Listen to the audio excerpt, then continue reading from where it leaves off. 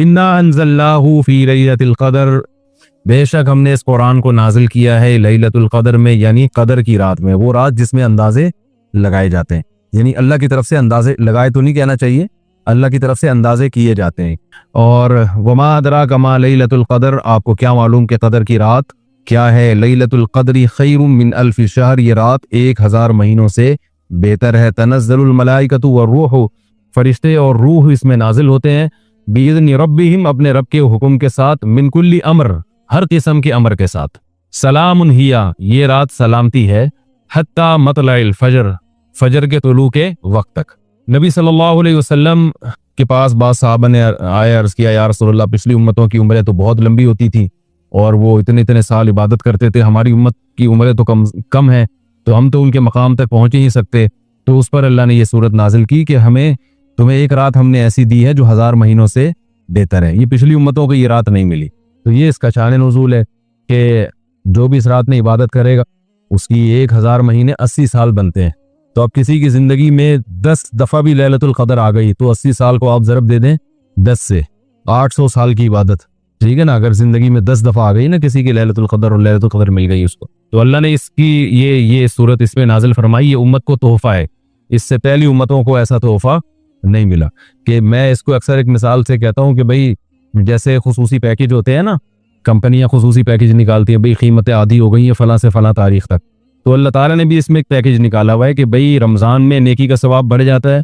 फिर रमज़ान एक अलग पैकेज है, रमज़ान का आखिरी अशरा वो और ज़्यादा एक खुसूसी पैकेज, फिर उसमें जो ताख़िर आते हैं वो और खुसूसी पैकेज, और उसमें जो लैलतुल क़द्र है वो उसमें एक नेकी करेंगे ऐसे ठक ठक ठक जो है ना ग्राफ ऊपर जाना शुरू हो जाएगा। एक दफ़ा सुभान अल्लाह ऐसे जैसे लाखों करोड़ों दफ़ा हो गया।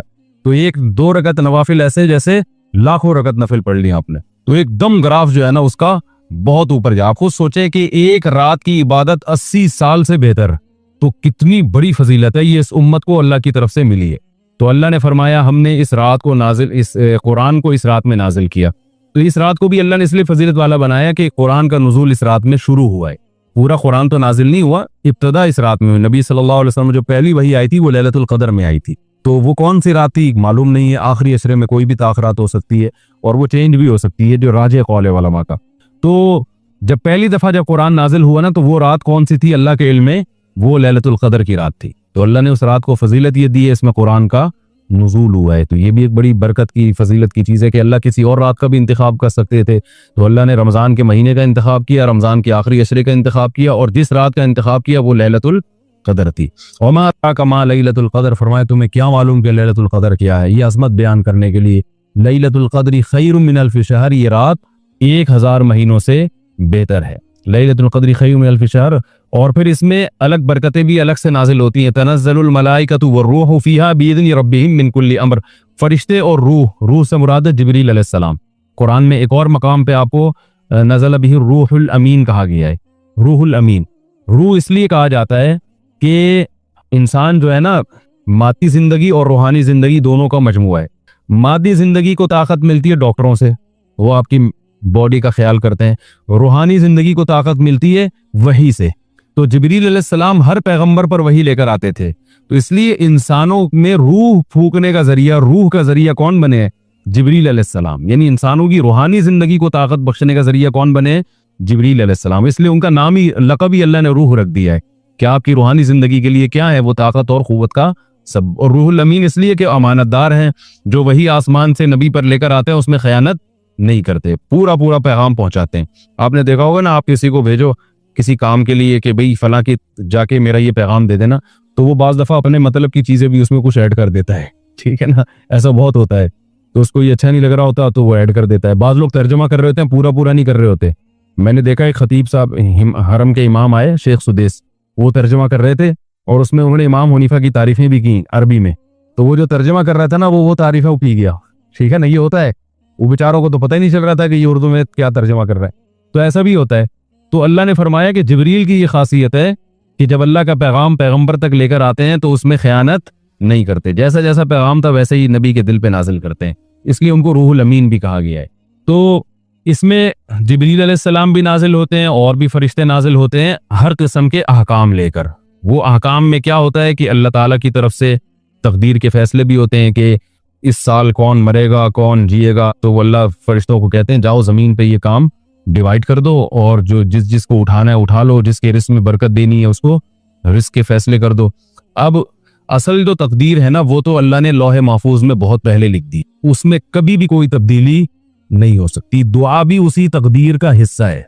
जैसे अल्लाह ने किसी के बारे में लिख दिया ना कि इसको रोजी मिलेगी, अब उसको रोजी मिल नहीं रही होती तो अल्लाह से दुआएं मांगता है और रोजी मिलना शुरू हो जाती है। तो असल तकदीर में लिखा होता है कि इसको रोजी मिलेगी नहीं, ये दुआएं मांगेगा, इस दुआ की वजह से इसकी रोजी में बरकत हो जाएगी। तो वो हर चीज यानी आपका अमल भी पहले से तयशुदा है, हत्ता कि जन्नत और जहन्नम भी पहले से तयशुदा है। यानी उसमें लिखा हुआ होता है कि ये इंसान, इसके पास पैगंबर आएंगे, इसको सीधी रास्ता बताएंगे, ये अपने इख्तियार से गलत रास्ता इख्तियार करेगा और बिल आखिर जहन्नम में जाएगा। तो अब उसमें जुल्म इसलिए नहीं है कि अल्लाह का इल्म कामिल है, अल्लाह को पता है कि मैं जब आजमाऊंगा तो कौन आजमाइश में पूरा उतरेगा और कौन उस आजमाइश में नाकाम होगा।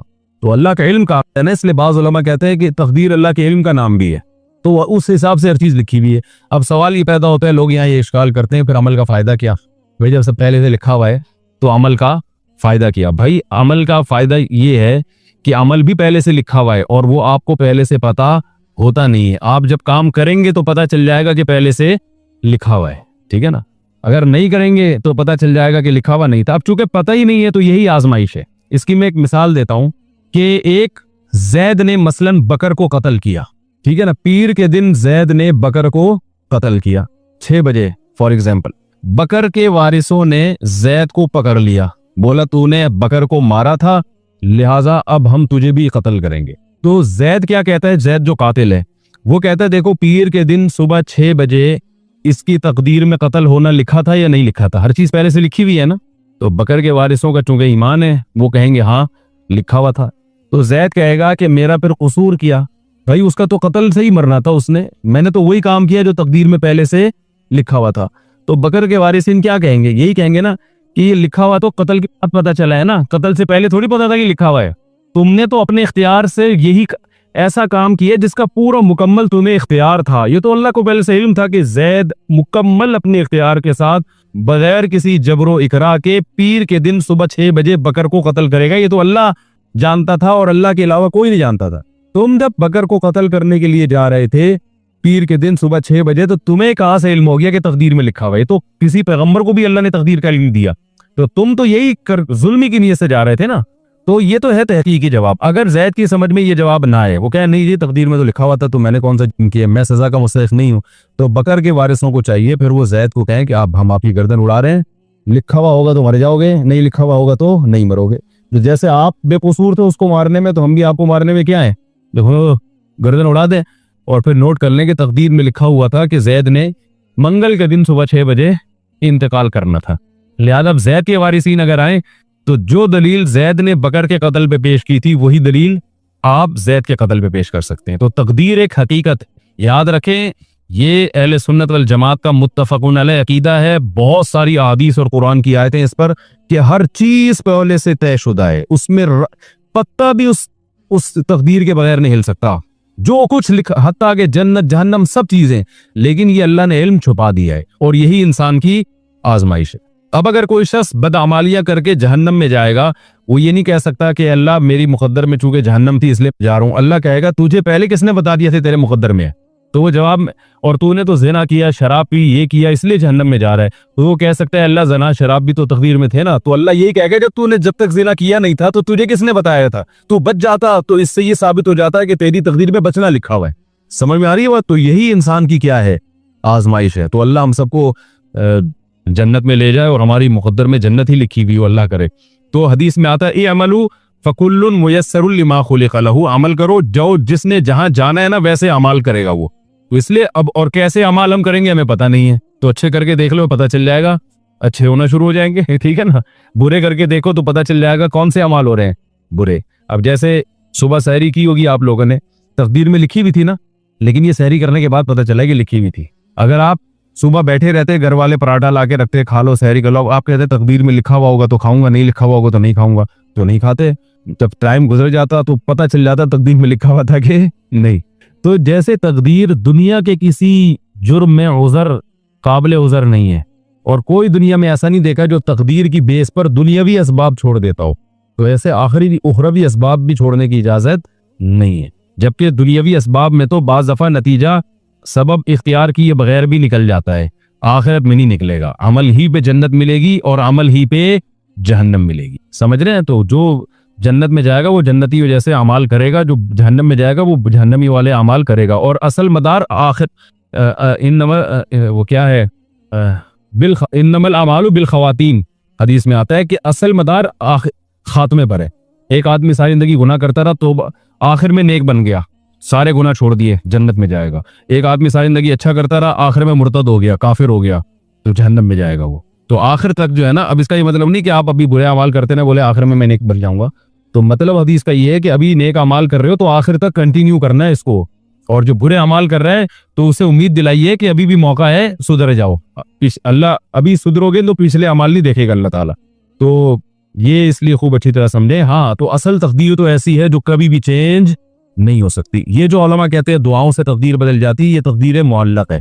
तकदीर मुअल्लक ये होती है लटकी हुई तकदीर, कि उसमें ये होता है कि ये बीमार होकर मरेगा जो है ना, लेकिन वो दुआ मांगता है तो क्या होता है, वो आदमी बच जाता है, मरता नहीं है। क्योंकि तकदीर मुबरम में लिखा हुआ होता है कि ये मरने वाला था, लेकिन चूंकि ये दुआ मांग लेगा लिहाजा ये बच जाएगा। तो ये जो दूसरे नंबर वाली तकदीर है ना, ये दुआओं से चेंज होती है। पहले नंबर वाली तकदीर में दुआ भी शामिल होती है। दोबारा बता देता हूँ, तकदीर की दो किस्में, तकदीर मुअल्लक और तकदीर मुबरम। तकदीर पे शॉर्ट के लिए अलग से बना देना पूरा।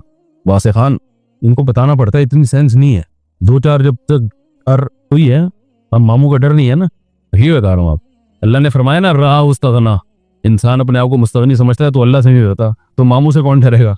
तो तकदीर मुबरम जिसमें कभी भी चेंजिंग नहीं हो सकती, और मुअल्लक जो लटकी होती है कि ये कर लिया तो ये होगा वरना ये होगा। तो ये जो दूसरे नंबर वाली तकदीर है जो लटकी हुई होती है, ये दुआओं से भी चेंज हो जाती है, असबाब से भी चेंज हो जाती है। तो अब जो फरिश्ते जो नाजिल होते हैं ना, तो वो फरिश्ते उसी तकदीर मुबरम के हिसाब से फैसले कर रहे होते हैं। अब सवाल पैदा होता है, वो तकदीर में तो सब कुछ अल्लाह ने पहले से लिख दी है, तो फरिश्ते जो नए ऑर्डर लेके नाजिल होंगे तो हमें इबादत करने का हुक्म क्यों है, क्या फायदा होगा, पूरे साल पे उसके असरात क्या पड़ेंगे भाई। जब असल जो अल्लाह ने लिख दिया वो तो चेंज नहीं हो सकता। तो याद रखें, जब लैलतुल कदर में कोई इबादत करता है, दुआएं मांगता है, तो तकदीर मुअल्लक में तो ये होता है कि इस साल इसको ये हादसा होगा, ये नुकसान होगा। लेकिन जो लैलतुल कदर में दुआएं मांगेगा, अच्छे अमाल करेगा, उसके साथ ये हादसा नहीं होगा। और तकदीर मुबरम में लिखा होता है कि ये दुआएं मांगेगा, लिहाजा हम पहले से लिख देते हैं कि इसके साथ ये हादसा नहीं होगा। तो लैलतुल कदर में किसने इबादत करनी है, किसने नहीं करनी, और उस इबादत के नतीजे में पूरे साल के फैसलों में क्या असर पड़ेगा और क्या नहीं पड़ेगा, ये भी पहले से अल्लाह ने अपने इल्म के मुताबिक लिखा हुआ होता है। तो इसलिए हमें चाहिए लैलतुल कदर में हम इबादत करें, दुआएं मांगे, ताकि उसका असर पूरे साल अच्छा पड़े। ठीक है ना, ये भी एक लैलतुल कदर का फायदा है कि क्योंकि उसमें फरिश्ते नाजिल होते हैं, तो वो अल्लाह के फैसलों के साथ, तो फैसला जाहिर है जो अच्छे काम करेगा उसके हक में अच्छे फैसले होते हैं, जो बुरे काम करता है उसके हक में बुरे फैसले। इसलिए उलमा कहते हैं कि लैलतुल कदर की रात में गुनाह करना ये बहुत बड़ी तबाही है, क्योंकि आप उस वक्त में बुराइयां कर रहे हो जब आपके पूरे साल के फैसले हो रहे हैं। जज जब फैसला लिख रहा हो ना, और उस वक्त आप जज को गालियां देना शुरू कर दो, तो अच्छा फैसला भी वो क्या कर देगा, चेंज कर देगा। तो इसलिए लैलतुल कदर की इस लिहाज से भी बड़ी अहमियत है कि पूरे साल के फैसले हो रहे हैं, तो वो फैसले मुअल्लक वाले फैसले कि जो ये करे तो यूं कर देना, ये करे तो यूं कर देना, वो वाले फैसले। लेकिन जो असल है वो पहले से तयशुदा है। तो तनज़्ज़लुल मलाइकतु वर्रूहु फीहा बिइज़्नि रब्बिहिम मिन कुल्लि अम्र सलामुन हिया, अल्लाह फरमाते हैं ये रात सरासर सलामती है और तुलुए फजर तक। तो लैलतुल कदर का वक्त शुरू होता है इशा के वक्त से, यानी सूरज जब 18 डिग्री नीचे चला जाता है ना, 18 डिग्री, एक कौल के मुताबिक 15 डिग्री, लेकिन राजे कौल के मुताबिक 18 डिग्री, जब सूरज नीचे चला जाता है और मगरिब की जानिब सफेदी बिल्कुल खत्म हो जाती है, नहीं सॉरी इसमें 15 डिग्री है, शफक अहमर सुर्ख रोशनी जब खत्म होती है ना, तो साहिबैन और तीनों इमामों के नजदीक इशा का वक्त शुरू हो जाता है, 15 डिग्री पे होता है वो, और जो सफेद रोशनी खत्म होती है वो 18 डिग्री पे होती है। तो 15 डिग्री जब सूरज नीचे जाता है और सुर्ख रोशनी खत्म हो जाती है तो इशा का वक्त शुरू हो जाता है। और लैलतुल कदर भी, ये लैल अरबी में इसी टाइम को कहते हैं लई। और जैसे ही फजर का वक्त शुरू होता है, फजर का वक्त भी जब सूरज मशरिक की तरफ 15 डिग्री पर होता है, जो हमारे हजरत का कौल था और हम भी उसी पर अमल करते हैं, तो उस वक्त फजर का असुब व सादिक शुरू हो जाती है। और जो दूसरे उलमा है उनके नज़दीक जब सूरज 18 डिग्री पर होता है, थोड़ा पहले शुरू होती है और हमारे हजरत के टाइम के मुताबिक थोड़ा बाद में शुरू होती है, वो मैंने इस पर बयान भी किया है। तो बहरहाल जैसे ही सुबह सादिक शुरू होगी लैलतुल क़दर खत्म। तो ये जो पैकेज है ना बस इसी टाइम के लिए। तो इस पे लैलतुल क़दर के बारे में कुछ लोगों को सवालात ये होते हैं कि हर मुल्क में अलग होती है या क्या होता है। जैसे सऊदी अरब में 27वीं रात एक दिन पहले आ जाती है, हमारे यहाँ एक दिन बाद आ जाती है। तो जिस सऊदी अरब में जब अगर लैलतुल क़दर होगी तो क्या हमारे यहाँ उसी रात को होगी, अगली रात को होगी? तो राजे कौल इसमें ये है कि हर मुल्क की अपनी लैलतुल क़दर होती है। जब यहाँ जैसे सऊदी अरब में अगर 27वीं रात पहले है और हमारे यहाँ अगले दिन है, तो हमारे यहाँ लैलतुल क़दर 24 घंटे बाद होगी। इसकी दलील ये है कि शरीयत में जितने भी अहकाम है ना जिनका टाइम से ताल्लुक है, तो उसमें उसी जगह के टाइम का एतबार होता है जिस जगह पर आप हैं। जैसे कुरान में आता है और हदीस में आता है कि फजर की नमाज कब होती है। कुरान में तो आता है सूरज के ढलकने से नमाजों का ताल्लुक है, अकीमिस सलात लिदुलूकी शम्स। और हदीस में आता है कि तुलुए शम्स से पहले फजर का वक्त है। तो तुलुए शम्स से पहले जो फजर का वक्त है, तो नबी सल्लल्लाहु अलैहि वसल्लम तो मदीना में ये बात बता रहे थे ना। तो क्या जब सऊदी अरब में तुलुए शम्स का वक्त होगा तो हम पूरी दुनिया में फजर का वक्त शुरू हो जाएगा? बोलो ना भाई क्या हो गया। जब लोग मेरा तारुफ करवाते हैं ना आलमी शोहरत याफ्ता, या कहीं भी जाओ मुड़ मुड़ के सलाम कर रहे होते हैं, तो एक चीज़ की अल्लाह तौफीक देता है, ये इस्तेहज़ार की। और ये अल्लाह की बहुत बड़ी नेमत है कि भाई ये सब थोड़े दिनों में ख़त्म होने वाला है। ये सब थोड़े दिनों में क्या होने वाला है? ख़त्म। बुढ़े हो जाएंगे, कमर झुक जाएगी, बात करेंगे तो खांसी आएगी। लोग बोलेंगे यार किसी जवान मौलाना को बुलाओ, क्या बात करता है, तो बीच में खांसता ज़्यादा है, बात कम करता है। और वो 4 शादियों की बातें सब मार्केट से क्या हो जाएंगी? आप फर्ज कर लो मैं 80 साल का हूँ, अगर बचे 80 साल तक, अव्वल तो कौन बचता है आजकल 80 तक, कल का पता नहीं है। अब 80 साल में हम आगे यहाँ बैठ गए तो खुद सोच लो, अव्वल तो बैठने के काबिल नहीं होंगे, फिर 4 शादियों की तो बात करते हुए शर्म आएगी। लोग बोलेंगे बाबा जी कोई और बात करो यार। बात करते करते खांसी आएगी, बलगम ज़्यादा निकलेगा, बात कम निकलेगी। तो मेरे भाई ये सिर्फ मेरे साथ नहीं, हम सबके साथ होने वाला है। आप समझ रहे हो कि सिर्फ मेरे साथ होगा। तो जब लोग इज्जत देते हैं, हमारे उस्ताद ने एक नसीहत की थी, मैंने जब पहली मर्तबा कुरान सुनाया तरावी में तो बड़ा पसंद किया गया, लोगों ने बड़ी तारीफ़ें की, बड़ा मज़ा आया। हमारे उस्ताद ने कहा कि जब भी कोई तारीफ़ किया करे ना, एक चीज़ सोच लिया करो कि अगर अल्लाह के यहाँ ये काबिल कबूल है ये अमल, फिर तो सुभान अल्लाह। अल्लाह के यहाँ काबिल कबूल नहीं है तो इन तारीफ़ों की, इस शोहरत की, इस इज़्ज़त की 2 टके की हैसियत, ये टके का लफ्ज़ बड़ा ज़बरदस्त है यार। और कमाल है कि बांग्लादेश का टका बहुत ऊपर चला गया है। अब मिसाल ये बनती नहीं है लेकिन मज़ा टके में ही है। तो इन चीज़ों की वैल्यू 2 टके की आपको जुमला मुकम्मल करना पड़ेगा नहीं है। हाँ अगर अल्लाह राज़ी है और इस इज़्ज़त से, शोहरत से ऐसे काम हो रहे हैं जिनसे दीन फैल रहा है दुनिया में, फिर ये बहुत बड़ी नेमत है, फिर ये बहुत बड़ी नेमत।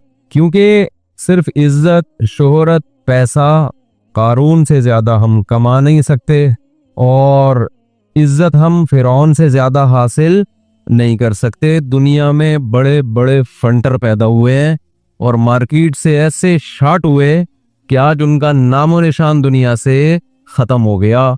माइक से इको ख़त्म कर दो अल्लाह के बंदो। मुझे अपनी आवाज़ 4 दफ़ा सुनाई दे रही है, तो माइक ना पहले यहाँ बैठा के ना बंदे को चेक कराया करें कैसी आवाज़ जा रही है, ठीक है ना।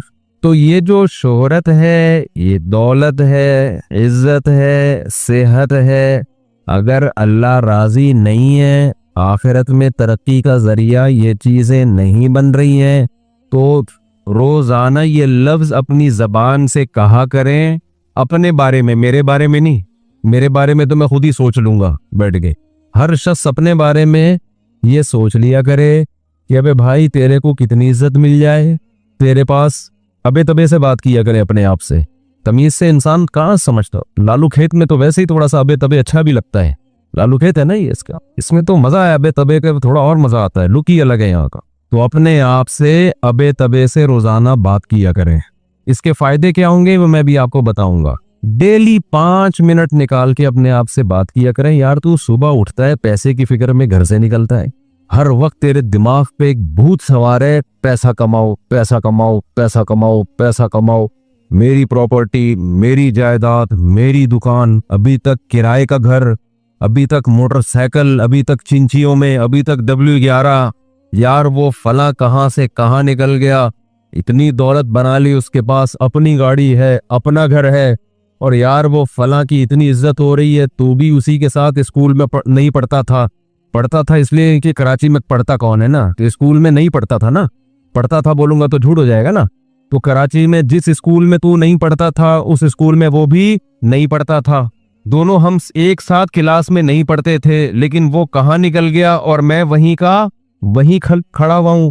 तो ये चीजें ना ये दिमाग में मुसल्लत रहती हैं।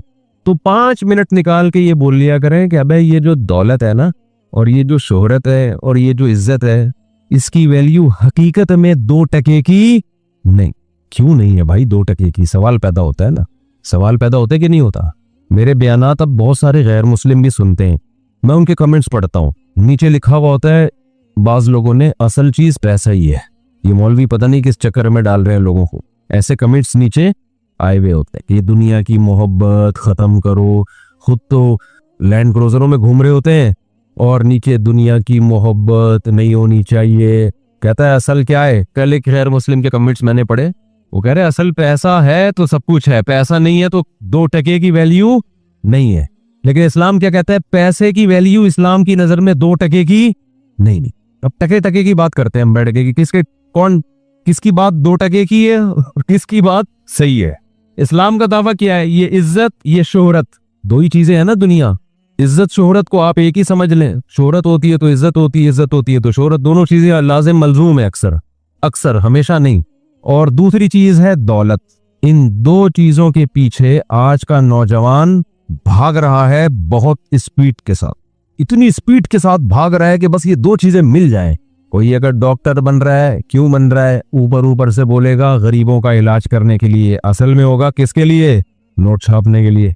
अब हमारी थोड़ी सी शोहरत हो गई तो लोग कमेंट्स कर रहे होते हैं मेरा दिल चाहता है मेरा बच्चा मुफ्ती तारिक मसूद जैसा बने। अबे भाई हमसे बड़े बड़े उलमा मौजूद हैं, उन जैसा क्यों नहीं बने भाई? कह रहे नहीं जी जर्मनी जाएगा, पेरिस जाएगा भाई नॉर्वे से घूम के आएगा। अच्छा, नीचे लोगों ने ना बड़े अजीब अजीब कमेंट्स होते हैं, मुझे उन कमेंट्स के पढ़ने का बड़ा फायदा होता है, पता चलता है पब्लिक जा किधर को रही है। पहले होता ये था, मौलाना साहब जो बयान करते थे वंस अपॉन अ टाइम, सारे मुरीदीन बैठे होते थे, जितना भी उल्टा सीधा करे कोई एतराज करने वाला नहीं। भाई हजरत जी ने फरमाया तो अब क्या कह सकते हैं? हजरत जी चाहे सुबह शाम फेंकते रहे, बैठ के फेंकते रहे, तो जाहिर है कोई नेगेटिव कमेंट्स करते हुए डरेगा ना, ज्यादा से ज्यादा बयान सुनना छोड़ देगा, किसी और मस्जिद चला जाएगा। एक मौलाना साहब मेरे पास आए, कहने लगे मुफ्ती साहब आप मेरे बयान सुना करो, इतने जबरदस्त बयान होते। मैंने कहा कि यूट्यूब पे डाल के देखो, कमेंट से पता चलेगा जबरदस्त होते हैं या नहीं होते। आपके मुरीदीन तो यही कहेंगे हजरत जी का बयान बहुत अच्छा। यूट्यूब पे डालोगे, वहां ओपन दुनिया है, कोई कितनी भी बड़ी गाली निकाल दे, उसको पता है कि कोई पुलिस नहीं है मुझे पकड़ने वाली, कोई है पुलिस? वहां ओपन माइंड से लोग कमेंट्स करते हैं, वहां मैंने कहा आप डालें बयान, पता चलेगा। तो मैं कमेंट्स पढ़ता हूं उमूमन, तो गैर मुस्लिम क्या कहते हैं? अबे भाई पैसा ही सब। तो मैं ये कर रहा था कि इस्लाम ये कहता है कि ये जो इज्जत है, ये जो दौलत है, अल्लाह की नजर में इसकी वैल्यू 2 टके की नहीं है। गैर मुस्लिम बयानात में कमेंट्स करते हैं कि टका तो बहुत कम कह दिया, असल तो है ही यही। असल क्या है? असल तो पैसा है। पैसा है तो इज्जत भी है, पैसा है तो दबदबा भी है, पैसा है तो अपनी मर्जी का खाओ, पैसा है तो अपनी मर्जी का लाइफ स्टाइल। गरीब हो तो वो एक आया था ना, बी से बेगैरत होता है गरीब, और ए से पता नहीं क्या होता है, और सी से क्या होता है, वो यूट्यूब को आया था मोटिवेशनल, उसने गरीबों को इतनी गालियां दी हैं। तो अब हमारे यहाँ तो वैसे ही गरीब आदमी और ठिठरना शुरू हो गया वो बेचारा, कि एक तो गरीब हूं, ऊपर से मैं बेगैरत भी हूँ, बी से, सी से मैं कमीना भी हूँ। कैसे होता है वैसे तो कमीना? तो इस्लाम कहता है कि गुर्बत कोई ऐब बोलो नहीं, 2 टके की वैल्यू नहीं है अल्लाह की नजर में। पहले तो मैं ये बताता हूं कि इस्लाम ये कहता भी है कि नहीं कहता।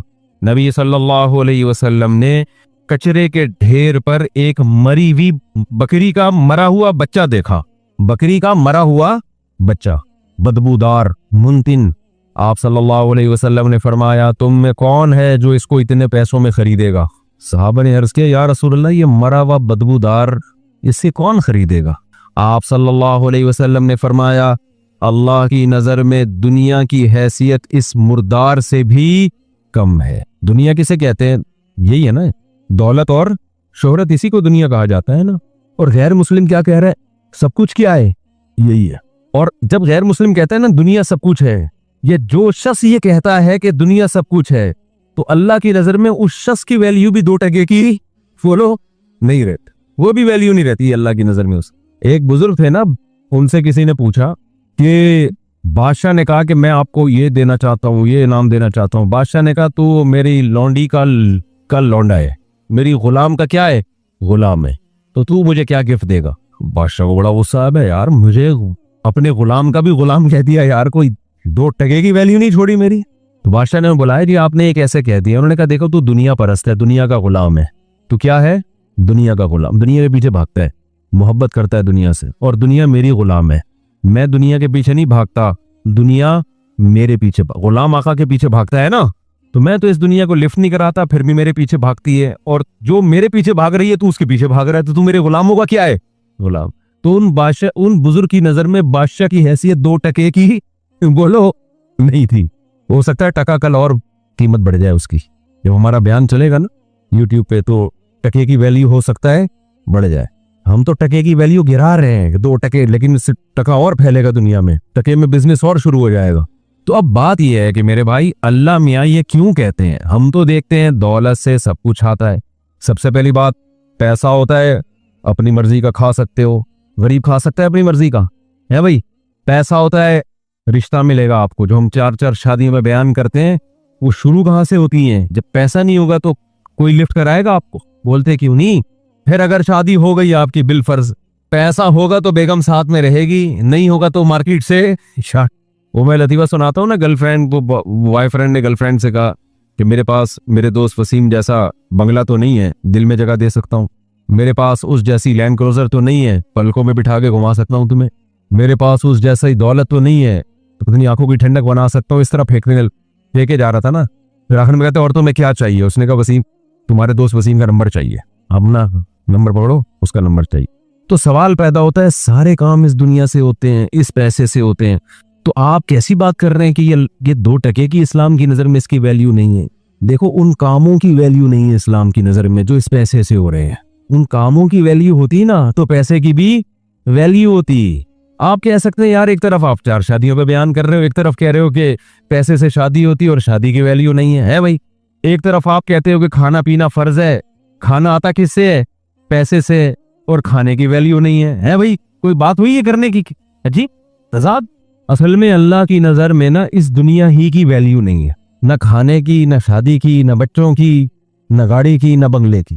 अल्लाह कहता है मैंने जिस काम के लिए पैदा किया है ना उसको करके आ गए कामयाब, उसको किए बगैर आ गए कबाब पराठे खाओ तुम 4 शादियां करो तुम, बच्चे हो तुम्हारे नहीं हो, मुझे इससे गरज, मैंने जो काम जिम्मे लगाया है उसकी वैल्यू है। उस काम को फोकस करने के दौरान अगर पैसा भी आ जाए, नूर अल्लाह ना नूर, जो काम तुम्हें दे के भेजा गया है दुनिया में वो असल है, वो नहीं किया तो 2 टके की वैल्यू नहीं है। मिसाल से बात समझाता हूं मैं। अब गैर मुस्लिम चूंकि मानता ही नहीं कि अल्लाह ने किसी काम के लिए हमें भेजा है, तो उसकी नजर में तो लैंड क्रूजर की भी वैल्यू होगी, जाती घर की भी होगी, सब कुछ की वैल्यू होगी, क्योंकि वो ये मान ही नहीं रहा कि हमें भेजा गया है। वो कह रहे हैं हम ऑटोमेटिकली इत्तेफाक से धमाके के नतीजे में पैदा हो गए हैं। बिग बैंग थ्योरी है ना, धुड़ुंग हुआ था तो उसमें वसीम भाई भी पैदा हो गए, उस सतार भी पैदा हो गया, वो धमाका हुआ, सूरज चांद सितारे ढुड़ुन ढुड़ुन पैदा होते होते हम सब ये बैठ गए आके। यानी आखिर रिजल्ट तो यही निकला ना। अब आप कहेंगे ना कोई धमाका थोड़ी हुआ था जो मैं मिंबर पे आके बैठा हूं, रिजल्ट तो उसी धमाके का ही है ना ये। तो अगर ये सब धमाका पटाखे वटाखे फूटे थे, और ये मैं इनकार नहीं कर रहा धमाके का, वो साइंस का नजरिया सही भी हो सकता है, बल्कि कुरान से तो इस तरफ इशारा भी मिलता है, अवलम यवल्लज़ीना कफरू अन्ना समावाति वल अर्ज़ कानता रतकन फफतकनाहुमा, कि ये जमीन आसमान बंद थे हमने इनको फाड़ दिया। फतक कहते हैं फाड़ने को, ऐसे फाड़ के अलग किया हमने इनको। इसमें इशारा है, अगरचे इस आयत की एक और तफसीर की गई है कि बारिश नहीं होती थी, बारिश बरसाई, लेकिन इसमें यह कहा जा सकता है कि उस जमाने में मुफस्सिरीन के पास कोई दलील नहीं थी तो उन्होंने बारिश से ताबीर कर दी, लेकिन जाहिरी मतलब यही कानता रतकन बंद थे फफतकनाहुमा, हमने इनको क्या कर दिया, ऐसे अलग किया इनको। तो धमाका तो ऐन मुमकिन है हुआ हो भाई, लेकिन ये हुआ नहीं है, किया गया है। शबे बारात का पटाखा कभी खुद से फटा है, बोलो ना। आप कह सकते हो एक दिन फट गया था खुद ब खुद, वो खुद ब खुद नहीं फटा होता, वो हुआ होता ही है कि किसी से गलती से बटन दब जाता है, या बारूद रखे आप भूल गए, वो इत्तेफाक से हिल गया, वो इत्तेफाक नहीं होता, वो भी कोई पीछे कुव्वत, वो बारूद बनाया गया होता है, इत्तेफाक से कुछ भी नहीं होता। इतने बड़े बड़े काम यार हम सब बन गए, मर्द और औरत बन गए, फिर उनके मिलाप से बच्चे पैदा हो रहे हैं, बच्चा पैदा होके माँ की छातियों में दूध आ रहा है, वो धमाके के नतीजे में दूध आ रहा है माँ की छातियों में। यार करोड़ों अरबों साल में भी ऐसा नहीं हो सकता। बकरी का बच्चा पैदा होता है, पैदा होते ही थनों की तरफ लपकता है, इसके दिमाग में सॉफ्टवेयर ऑटोमेटिकली धमाके के नतीजे में इंस्टॉल हो गए। बच्चा पैदा हो रहा है बकरी का, उसे कुछ नहीं पता, लेकिन उसे पता है मुझे दूध कहाँ मिलेगा, ये मेरी अम्मा है। मुर्गी अंडे दे के उसके ऊपर बैठती है, 21 दिन तक उसको घुमाती रहती है ताकि चारों तरफ से टेम्परेचर मिले। मुल्हिद लोग बोलते हैं उस धमाके का नतीजा है कि मुर्गी अंडों पे बैठ रही है और उसको अपनी चोट से घुमा रही है। और भाई यार ये सॉफ्टवेयर दिमागों में इंस्टॉल हो रहे हैं यार, पागलों वाली बात है या नहीं है? तो गैर मुस्लिम ये पागलों वाली बात करता है, वो कहता है कि ये कायनात खुद ब खुद बनी है या किसी ने बनाया भी है तो हमारा हेडेक नहीं है, क्यों बनाया, एवं ही बना दिया बस उसने, भगवान ने बना दी, अल्लाह ने बना दी, गॉड ने बना दी, एवं ही बना दी, हमें कोई उसने हदफ दे के दुनिया में नहीं भेजा, वैसे ही आ गए हम दुनिया में। भगवान को इससे कोई गरज नहीं तुम क्या कर रहे हो, तुम्हें किस मकसद के लिए भेजा गया। तो ये गैर मुस्लिम का कॉन्सेप्ट है। अगर ये इस कॉन्सेप्ट को हम सही मान लेना और मेरा ये नजरिया बन जाए, सबसे पहले मैं बयान छोड़ के भागूंगा। 1 सेकंड जाया ना करो, पैसा कमाओ भाई, नोट छापो। नहीं यार ये बात समझ में, मैं तो भागूंगा। अभी तो मुझे यूरोप का वीजा भी मिल गया है, मैं क्या करूंगा यार, यहाँ अपना मुल्क, अपना वतन, अपनी मिट्टी क्या करना है मिट्टी का। गोबर की तो स्मेल बाहर आती है, अच्छी लगती है गोबर की स्मेल। अपनी वतन की जो मिट्टी है ना, उसकी गटर बगैर ढक्कन के भी अच्छे लग रहे होते हैं अल्हम्दुलिल्लाह।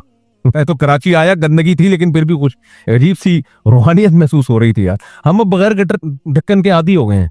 खैर, तो मैं आपसे अर्ज कर रहा हूं मेरे भाई, अगर गैर मुस्लिम का ये कॉन्सेप्ट दुरुस्त मान लिया जाए कि ये हम खुद ब खुद हैं, ऑटोमेटिकली हैं, तो फिर पैसा ही सब कुछ है, क्योंकि फिर मकसद ही रोटी है, मकसद ही अय्याशी है, मकसद ही मजे हैं। तो मजे पैसों के बगैर, बोलो ना, गरीब के को तो पहले जमाने में थोड़ी हौसला अफजाई हो जाया करती थी कि बेटा गुर्बत में सब्र करो, सवाब मिलेगा। अब गरीबों को भी बी से बेगैरत कहना लोगों ने शुरू कर दिया, और के से आगे खुद आप कह लें जो कहना चाहते हैं आप। अब तो घर में भी धक्के मिल रहे हैं गरीबों को, बाहर भी बीवी से भी ताने, बीवियां खुला ले लेती हैं कोर्ट से जाके। और बच्चे अब्बा को, आज किसी बच्चे ने बोला मेरे अब्बा ने कुछ बनाया ही नहीं हमारे लिए, मुझे इतना गुस्सा आया, कमबख्त तेरे अब्बा ने इतना बड़ा तुझे खिला पिला के 6 फुट का कर दिया है भाई, और अब तू क्या कह रहे मेरे अब्बा ने मेरे लिए जायदादें नहीं छोड़ी।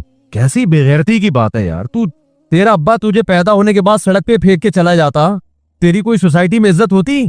कितना खिला पिला दिया, खुद कमाना तो बैठ गया। इस पे हो रहा है कि मेरे अब्बा ने प्रॉपर्टी नहीं बनाई मेरे लिए। सिर्फ फजूल किस्म की बातें हैं यार। तो मैं ये कर रहा हूं कि भाई देखो, अगर अय्याशी है तो फिर अय्याशी है ना सब कुछ। तो अय्याशी गरीब आदमी वाकई में नहीं कर सकता, कर तो मालदार भी नहीं सकता। असल बात तो मैं आपको बताऊं, ये जो हमें मालदारों की अय्याशी नजर आती है ना, ये अय्याशी है नहीं। असल में जब इंसान की एक ख्वाहिश पूरी होती है, ये मैं फर्ज कर लेता हूं कि मालदार अय्याशी करते हैं, फर्ज कर लेता हूं। लोग यही समझते हैं कि जब पैसा आएगा तो अय्याशी होगी, गुर्बत होगी तो अय्याशी नहीं होगी। हालांकि ऐसा है नहीं। क्यों नहीं है वो मैं बाद में बताता हूं, लेकिन हम फर्ज कर लेते हैं कि अय्याशी होती है। क्यों नहीं होती ये भी बता देता हूं। देखो, इंसान की नेचर पता है क्या है?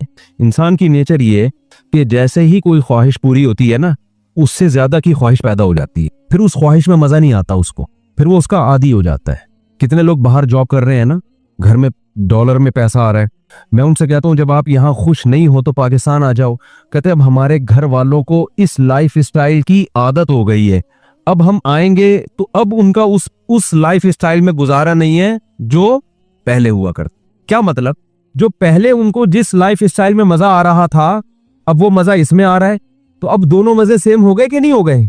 अब अगर उनका लाइफ स्टैंडर्ड नीचे को गया ना, तो वो मजा कम नहीं होगा, वो टेंशन शुरू हो जाएगी। हालांकि पहले टेंशन नहीं हो रही थी। समझ में नहीं आ रही बात? मेरा ख्याल है पुराने जमाने का जो अय्याश थे ना, बादशाह लोग, जिनको समझा जाता था बड़े अय्याश हैं, आज का गरीब उनसे ज्यादा अय्याशी कर रहे हैं। पुराने जमाने में बादशाह सलामत जब तख्त पे आके बैठते थे तो तख्त होता था, वो मोल्टीफोम का गद्दा नहीं होता था। क्या ख्याल है? आज गरीब भी लालू खेत मार्केट से 2 नंबर गद्दा लेके घर में डाल लेता है, वो बादशाह से ज्यादा नरम जगह पे बैठा होता है। और गरीबों के पास तो ऐसे ऐसे पैकेज है ना, कहीं से स्प्रिंग लेके जोड़ के गद्दे बना लेते हैं वो। और फिर क्या होता था, बादशाह सलामत आके बैठते थे तो पंखे झल रहे होते थे लोग बैठ के ना गर्मी में। ऐसे है क्या? नहीं।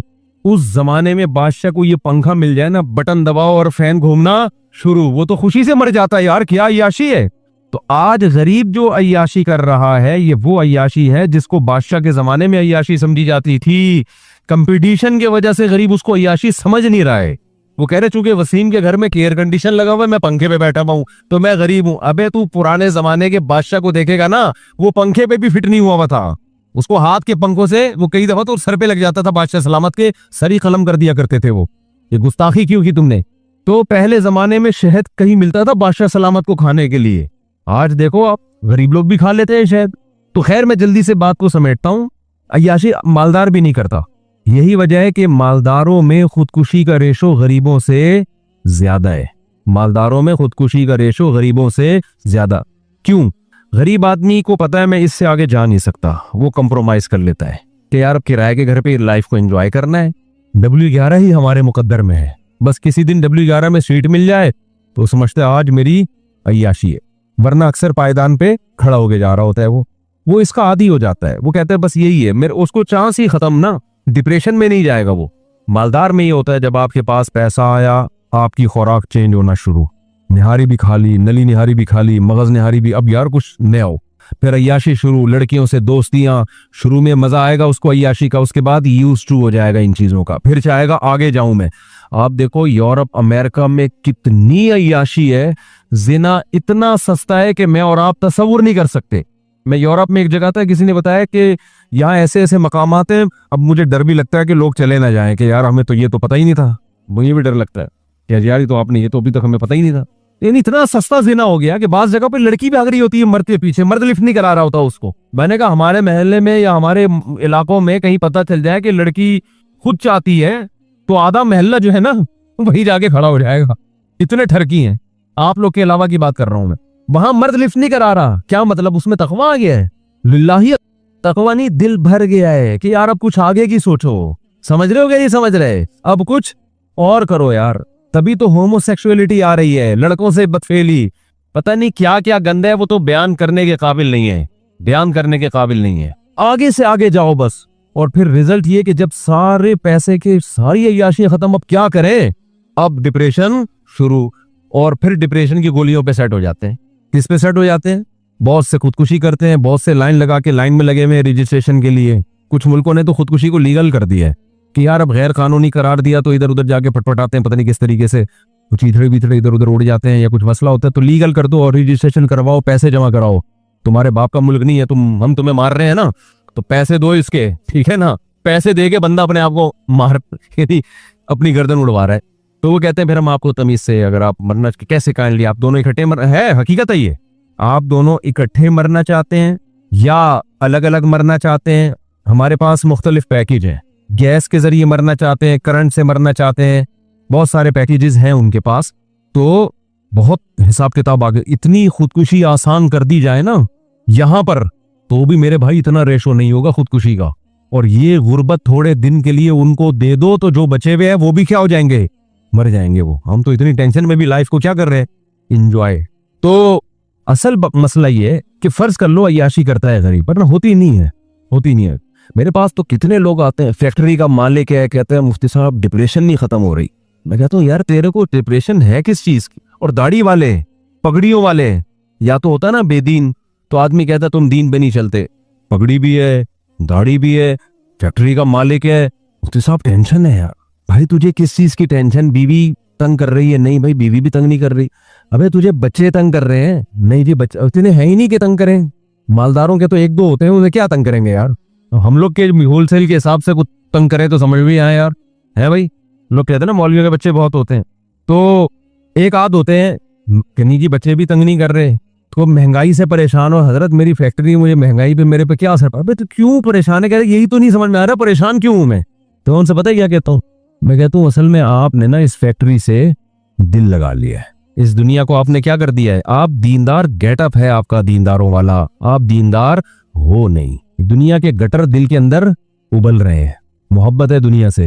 वो कहते हैं बिल्कुल सही है, कहते हैं हमें हर वक्त लाशुरूर में खौफ रहता है कि यार ये कहीं बंद ना हो जाए, ये कहीं छिन ना जाए, कहीं दिवालिया ना हो जाए।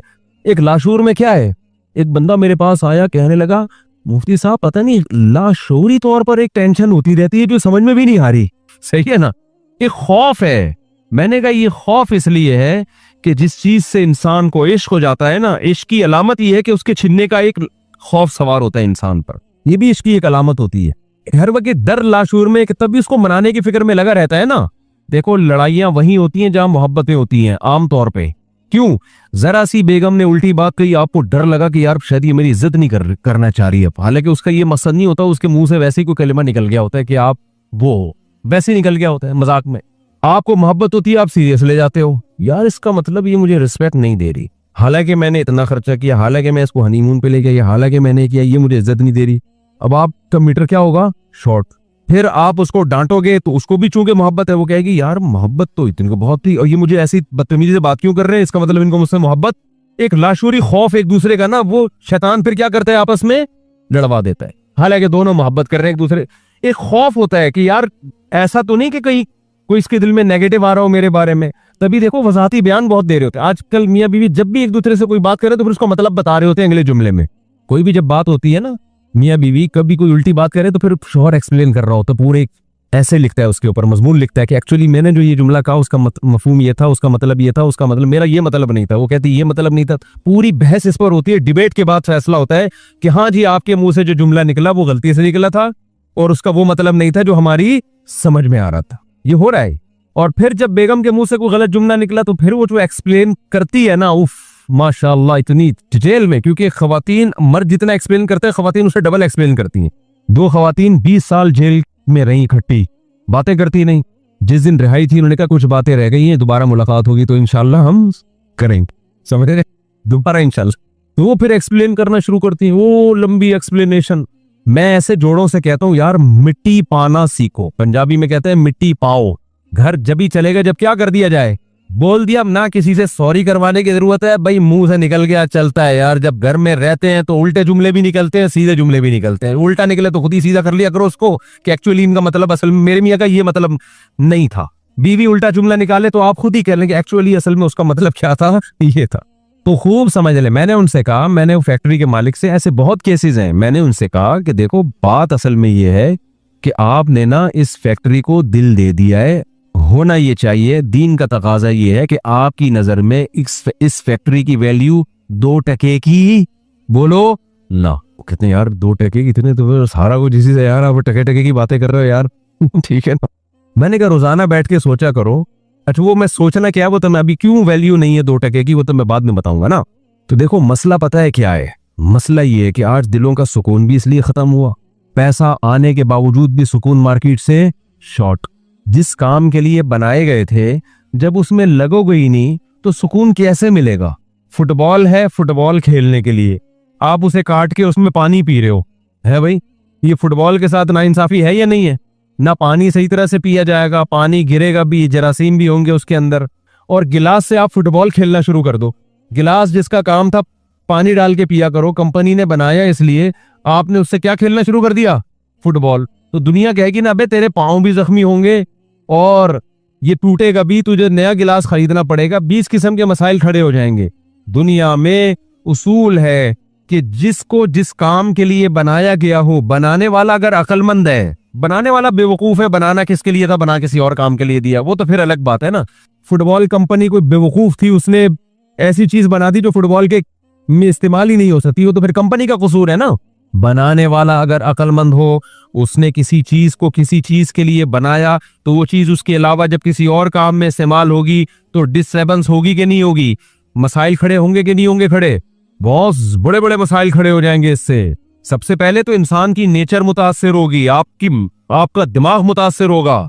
अल्लाह ताला ने हमें पैदा किया ना, हमें बता दिया कि इससे कितनी मोहब्बत करनी है और कितनी मोहब्बत की तुम्हें इजाजत नहीं है, ये अल्लाह ने बता दिया है। अगर अल्लाह की गाइडेंस के बगैर हम चीजों से मोहब्बतें करना शुरू कर दें तो जैसे बच्चा माँ बाप की गाइडेंस के बगैर चीजों से मोहब्बतें करना शुरू कर दे तो बर्बाद हो जाता है। माँ बाप बताते हैं बेटा ये शहद है, ये खाने की चीज है, ये चॉकलेट है, ये खाने की चीज है, ये पराठा है, ये खाने की चीज है, ये समोसा है, ये खाने की चीज है, ये चरस है, ये खाने की चीज नहीं है, ये हीरोइन है, ये खाने की चीज नहीं है, ये जहर है, ये खाने की चीज नहीं है। ये सिखाते हैं कि नहीं सिखाते? हालांकि दिल तो बच्चे का करता है यार थोड़ा चर्स भी चख के देख लो, करता है कि नहीं करता?